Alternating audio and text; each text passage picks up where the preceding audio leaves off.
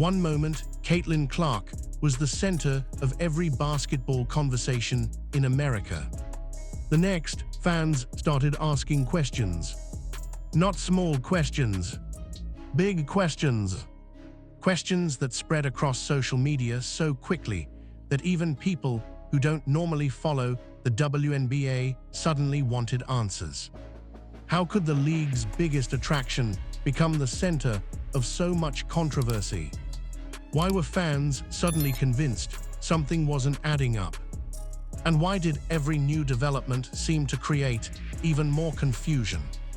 According to the transcript, the entire situation exploded after fans began noticing what they believed were unusual developments surrounding Clark's visibility, playing situation, and overall treatment. Within hours, speculation was everywhere. Twitter exploded. TikTok exploded. Reddit exploded. Sports forums filled with theories. YouTube channels rushed to cover the story. Everyone seemed to have an explanation. The problem: almost nobody had evidence. And that's where things became dangerous. Because in today's sports world, rumors travel faster than facts. A single post becomes a theory. A theory becomes a headline. A headline becomes a narrative. And before anyone realizes what's happening, millions of people are debating a story that may not even be fully understood. That's exactly what happened here. The transcript describes a wave of online reactions fueled by claims, allegations, fan observations, and speculation regarding Clark's role and treatment.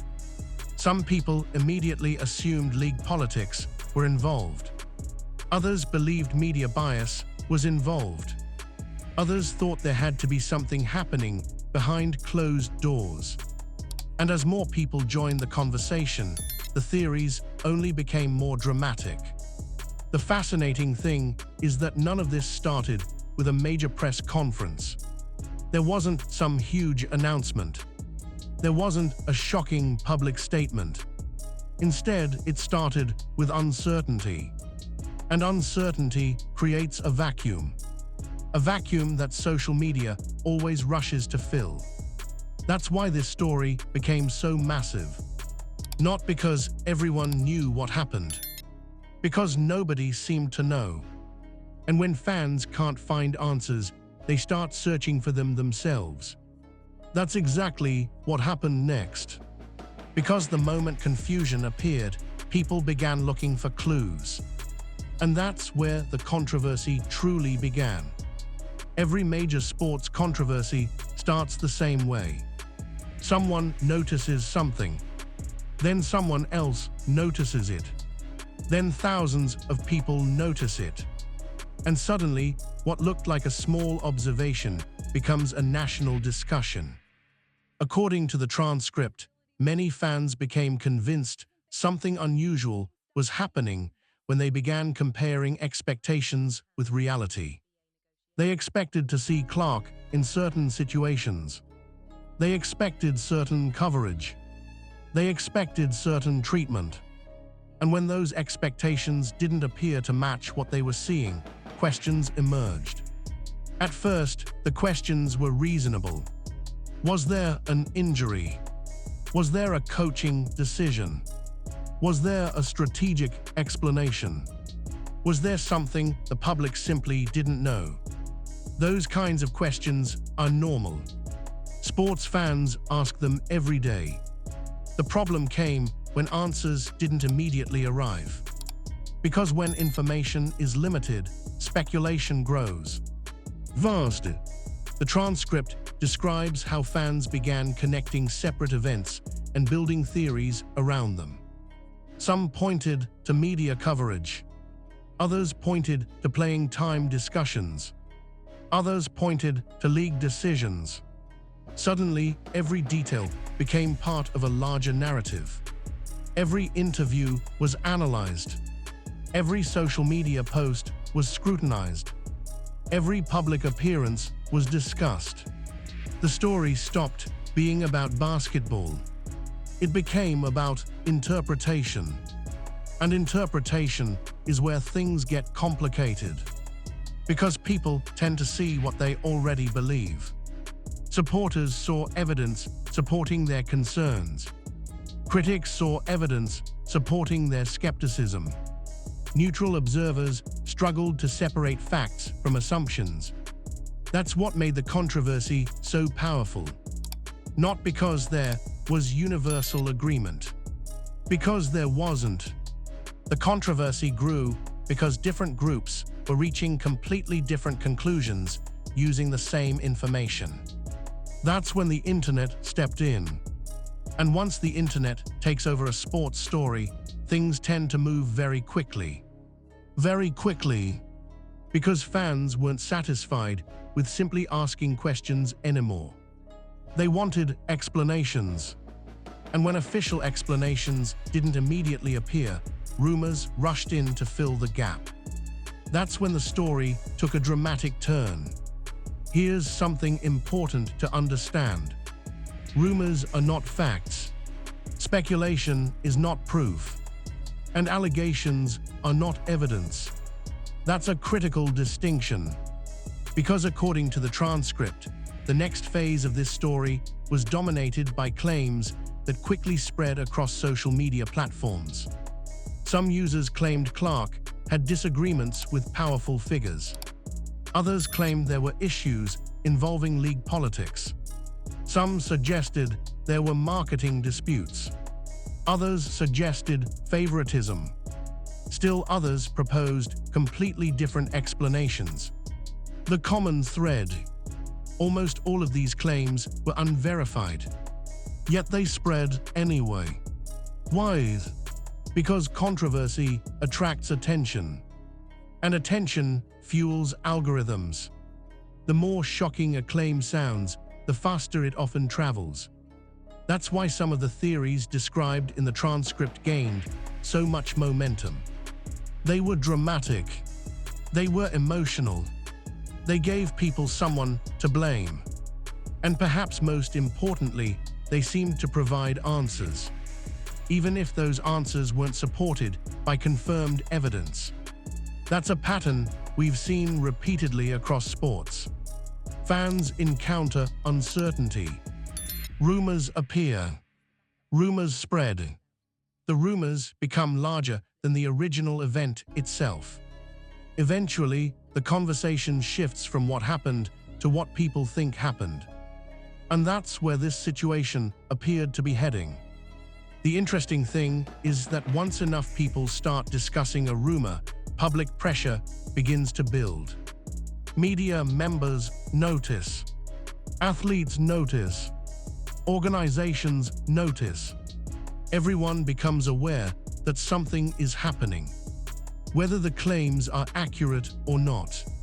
That's what made the next development so important. Because eventually, the story stopped being driven exclusively by fans. Players started becoming part of the conversation. And according to the transcript, one player in particular immediately grabbed headlines. Not because of her statistics, not because of a game-winning shot, but because of what many people believed she was willing to say publicly. And once Sophie Cunningham entered the story, the controversy reached an entirely different level. The moment athletes become part of a controversy, everything changes. Fans can speculate. Content creators can theorize. Social media can debate. But when players themselves become connected to the conversation, the story immediately feels bigger. That's exactly what happened here. According to the transcript, Sophie Cunningham quickly became one of the most discussed names associated with the growing controversy surrounding Caitlin Clark. And the reason wasn't basketball. It was perception. The perception that players might be seeing the situation differently than league officials. Now it's important to be careful. The transcript contains claims about statements allegedly made by Sophie, but those claims should be treated as allegations presented in the source material rather than independently verified facts. What matters from a storytelling perspective is how fans reacted. Because the reaction was enormous. Many supporters viewed Sophie as someone willing to say things others wouldn't. Someone willing to challenge narratives. Someone willing to publicly support fellow players. Whether those perceptions were completely accurate almost became secondary. Because once fans decided she represented resistance, every comment she made started receiving amplified attention. That's how sports controversies evolve. A player says something. Fans interpret it. The interpretation spreads. The interpretation becomes part of the story. And eventually, the interpretation becomes bigger than the original comment. That's exactly what appears to have happened. According to the transcript, social media users rapidly shared clips, quotes, and discussions involving Sophie. Suddenly, she wasn't simply another player.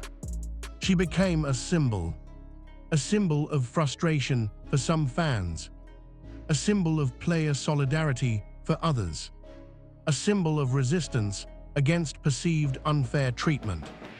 Again, these perceptions existed regardless of whether every rumor surrounding the situation was accurate.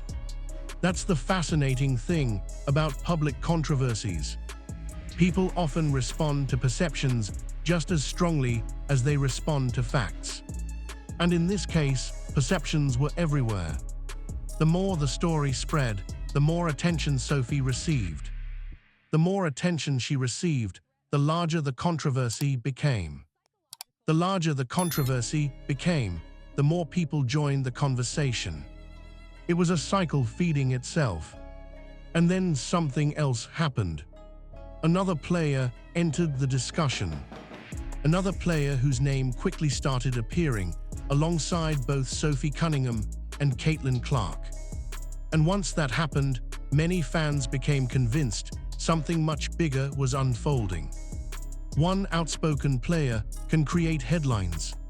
Two outspoken players can create a movement. At least that's what many fans began believing. According to the transcript, Lexie Hull soon became another major figure in the controversy. And just like with Sophie, the discussion quickly moved beyond basketball. The transcript contains claims about remarks, social media activity, locker room discussions, and internal frustrations allegedly connected to Lexie Hull.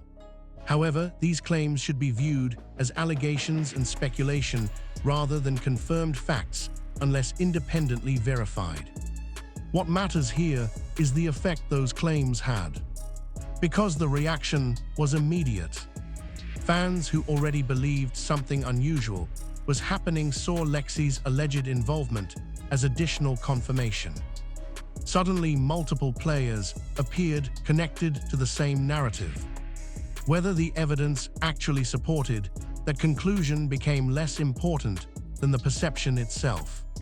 That's how online controversies often work. People look for patterns. Once they think they've found one, they begin connecting everything together. One statement becomes evidence. One social media post becomes evidence. One photo becomes evidence. One rumor becomes evidence. Before long, a complete story emerges, even when much of that story remains unverified. The transcript describes exactly this type of reaction. Fans interpreted posts. Fans analyzed photos. Fans discussed timing. Fans debated meanings. Every detail became part of a larger puzzle. And the more pieces people added, the more convinced they became that they understood what was happening. The interesting thing is that online communities are remarkably good at collaborative investigation. Thousands of people working simultaneously can uncover legitimate information very quickly. The problem is that thousands of people can also reinforce speculation very quickly. That's why these situations becomes so complicated. Facts mix with assumptions. Evidence mixes with interpretations. Reality mixes with theory. Eventually, it becomes difficult to separate one from the other. That's exactly what appears to have happened here. The controversy stopped being about one event. It stopped being about one player. It became an ecosystem of theories, reactions, screenshots, timelines, and interpretations. And once that ecosystem reached a certain size, something inevitable happened. The internet decided to conduct its own investigation. If there's one thing sports fans love, it's solving a mystery, or at least attempting to solve one. And according to the transcript, that's exactly what thousands of people began doing. They weren't waiting for official explanations anymore. They were conducting their own research, their own analysis, their own investigations.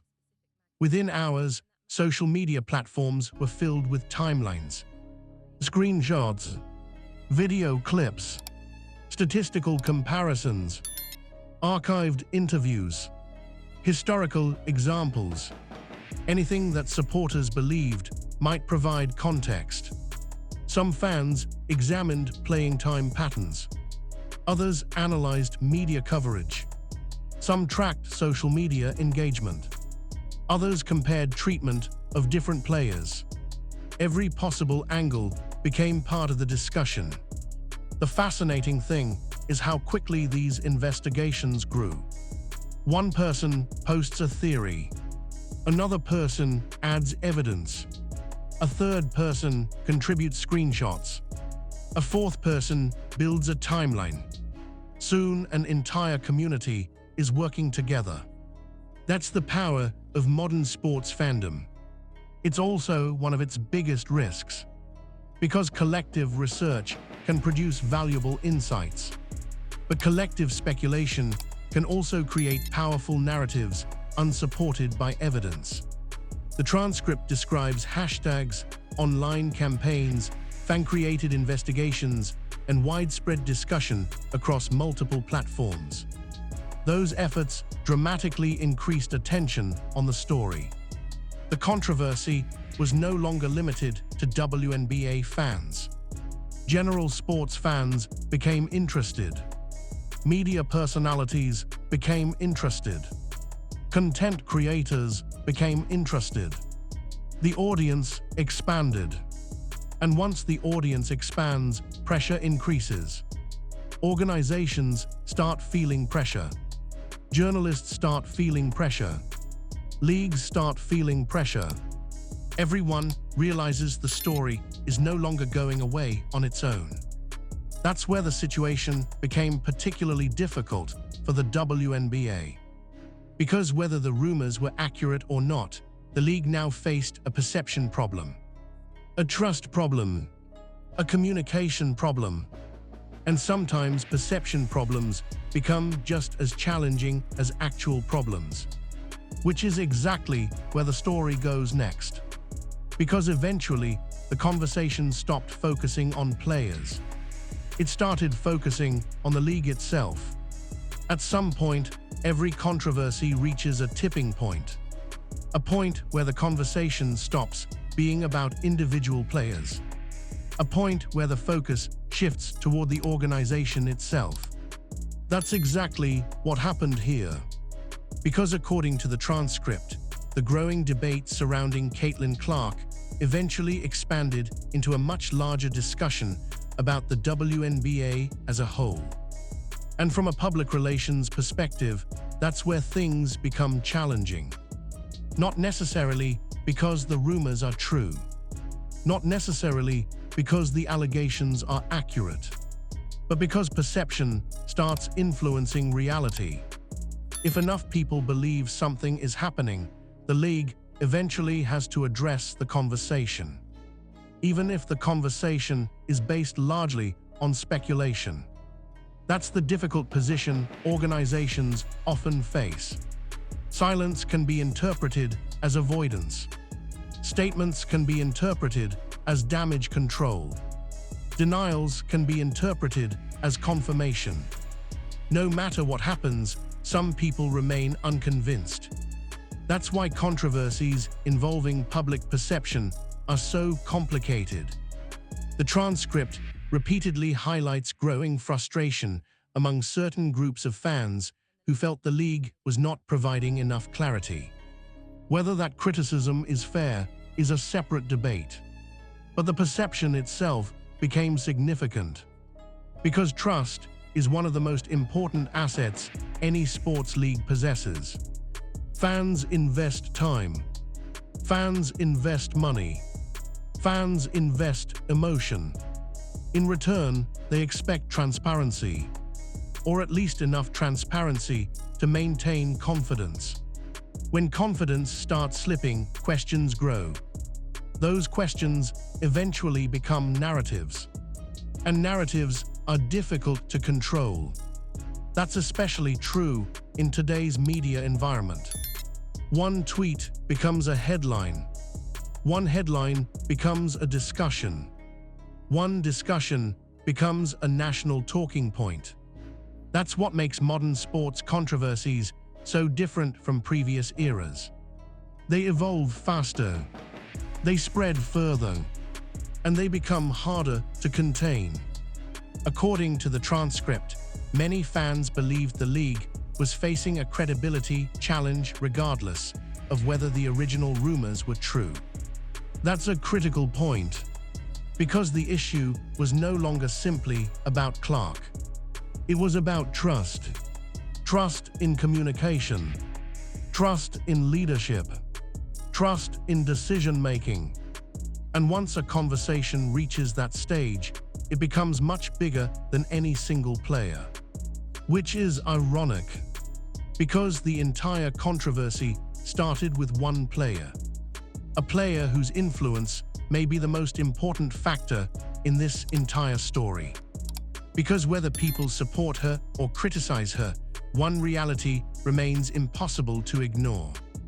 The Caitlin Clark effect is real, and it may explain why this controversy became so massive in the first place. Here's the reality that sits at the center of everything. Very few athletes generate reactions like Caitlin Clark. Supporters are passionate. Critics are passionate. Neutral observers become interested. Media outlets pay attention. Social media explodes. Everything becomes larger. That's influence. And according to the transcript, much of the controversy can only be understood through that lens. Because if this situation involved a less prominent player, it probably wouldn't have become a national story. It wouldn't have generated millions of views. It wouldn't have dominated sports discussions. It wouldn't have inspired endless theories. The reason this story exploded is because Clark's presence changes the scale of everything around her. That's the Caitlin Clark effect. Every game receives attention. Every comment receives attention. Every controversy receives attention. Every rumor receives attention. That's both a blessing and a challenge. On one hand, it increases visibility for the league. On the other hand, it magnifies every disagreement, every misunderstanding, every controversy. The transcript repeatedly points toward the extraordinary level of engagement Clark generates among fans. That engagement explains why people care so deeply. Supporters feel protective. Critics feel passionate. Observers become curious. Everyone wants to participate in the conversation. That's what star power does. It pulls people in. The fascinating thing is that Clark's influence extends beyond basketball. She's become part of broader discussions about media coverage, sports culture, women's sports growth, league marketing, player treatment, the future of the game itself. That's a remarkable level of influence for any athlete. And it's why controversies surrounding her rarely stay small. Because people don't simply react to the event. They react to what they believe the event represents. For some fans, Clark represents the future. For others, she represents change. For others, she represents opportunity. And when people attach larger meanings to athletes, every story becomes more emotional, more intense, more personal. That's exactly what happened here. The controversy wasn't simply about one incident. It became a debate about values, about fairness, about influence, about the future direction of the league. Whether those concerns were justified or not, they became real to the people discussing them. And that's why the conversation continues. Because ultimately, this story isn't just about rumors. It's about what those rumors reveal. They reveal how much people care, how invested fans have become, how influential Clark has become, and how rapidly the WNBA is growing. Which brings us to the biggest question of all. When this controversy first began, many people thought it would disappear quickly. A few days of debate, a few headlines, then everyone would move on. That didn't happen. Instead, the story grew. Rumors became discussions. Discussions became investigations. Investigations became national conversations. And according to the transcript, the controversy eventually touched players, fans, media members, and the league itself. But perhaps the most important lesson isn't about any specific rumor. It's about the environment that allowed those rumors to spread. An environment fueled by uncertainty, by passion, by social media, and by the presence of one enormously influential athlete, Caitlin Clark. Because whether the allegations described in the transcript prove accurate, inaccurate, or somewhere in between, one reality remains clear. Clark has become one of the most important figures in modern sports. Her impact is impossible to ignore. Her influence is impossible to ignore. And the attention surrounding her is impossible to ignore. That's why every controversy connected to her grows so quickly. The audience is simply too large. The interest is simply too intense. The stakes feel too important. At the same time, the controversy highlights something else: the growing power of fans. Today's fans don't just watch sports. They investigate sports. They analyze sports. They create narratives. They challenge narratives. They participate in the conversation in ways previous generations never could. That's exactly what happened here. Whether those investigations ultimately reveal meaningful truths or simply reinforce existing beliefs remains open to debate. But the influence of fan communities is undeniable. So where does that leave the WNBA? Facing both opportunity and pressure. Opportunity because interest in the league continues growing. Pressure because increased visibility creates increased scrutiny. Every decision matters more.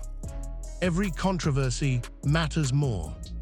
Every communication challenge matters more. And that's the reality of growth. The bigger you become, the harder it becomes to control the conversation. Which leaves one final question. What happens when a league's biggest star becomes bigger than the controversy surrounding her? Because if Caitlin Clark's influence continues expanding, this won't be the last major debate. It may simply be the beginning of an entirely new era for the WNBA.